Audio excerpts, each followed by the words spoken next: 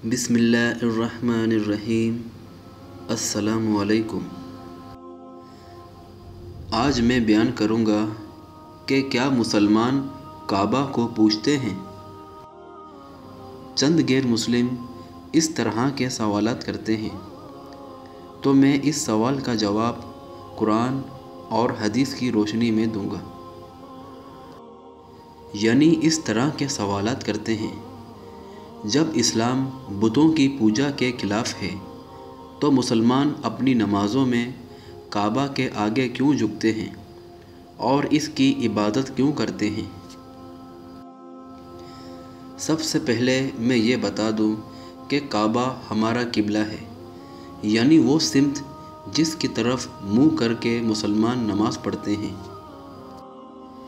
اہم بات یہ ہے کہ اگرچہ مسلمان نمازوں میں کعبہ کی طرف رخ کرتے ہیں، لیکن نہ وہ کعبہ کو پوجتے ہیں نہ اس کی عبادت کرتے ہیں، بلکہ مسلمان صرف اللہ کے آگے جھکتے ہیں اور اس ہی کی عبادت کرتے ہیں۔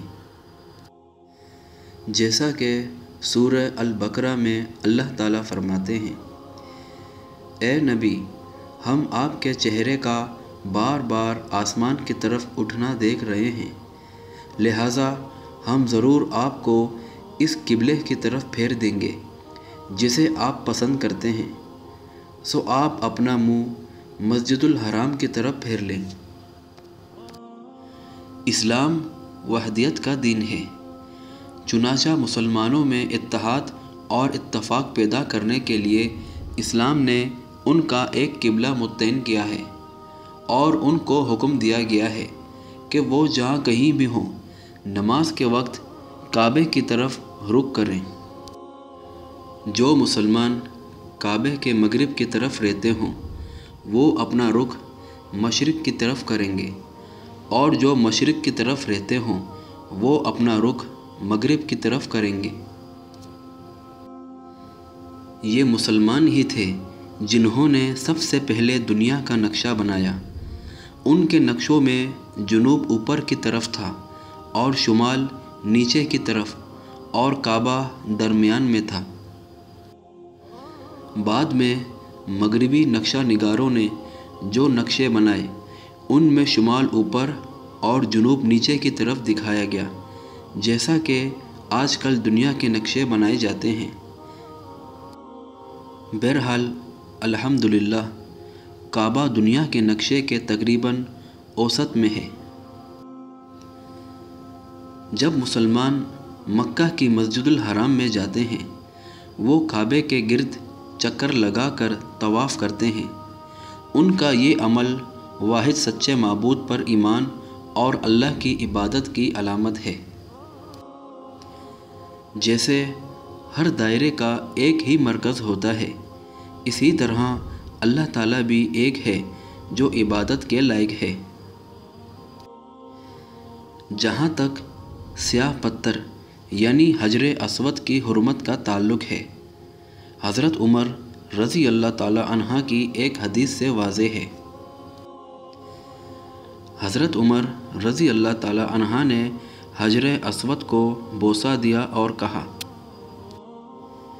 میں یقیناً جانتا ہوں کہ تو ایک پتھر ہے، نہ تو کوئی فائدہ پہنچا سکتا ہے نہ نقصان۔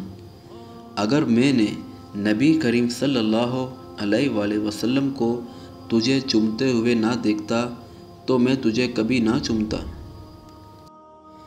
نبی کریم صلی اللہ علیہ وآلہ وسلم کے دور میں لوگ کعبہ کی چھت کے اوپر کھڑے ہو کر اذان دیتے تھے۔ اب جو لوگ یہ اعتراض کرتے ہیں کہ مسلمان کعبہ کو پوجتے ہیں، تو بھلا کون سا بتوں کو پوجنے والا اس بت کے اوپر کھڑا ہوتا ہے جس کی وہ پوجا کرتا ہے؟ اسلام میں پوجنے اور عبادت کرنے کا تصور صرف اللہ تعالیٰ کے لیے ہے۔ حجر، شجر، شخصیات یا استحان کی پوجا کا تصور اسلام میں نہیں پایا جاتا۔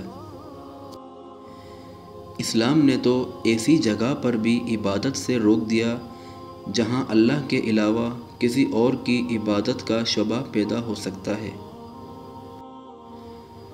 مثلاً قبرستان میں نماز ادا کرنا یا ایسی جگہ عبادت کرنا جہاں غیر اللہ کی عبادت کی جاتی ہو۔ عبادت صرف اللہ تعالیٰ کا حق ہے۔ یاد رہے، کعبہ ہمارا صرف قبلہ ہے، ہم اس طرف رخ کر کے نماز ادا کرتے ہیں، اللہ تعالیٰ کی عبادت کرتے ہیں۔ مسلمان ہمیشہ اللہ تعالیٰ کی عبادت کرتا ہے۔ اور یہ تھا اس سوال کا مختصر سا جواب۔